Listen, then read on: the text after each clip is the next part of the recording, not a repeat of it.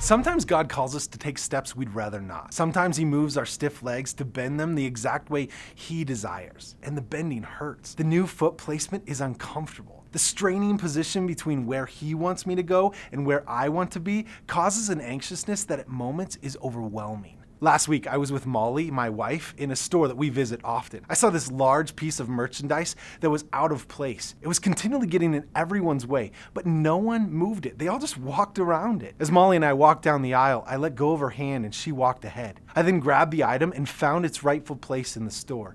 And then I scurried to catch up with her. She turned around and asked, "What are you doing?"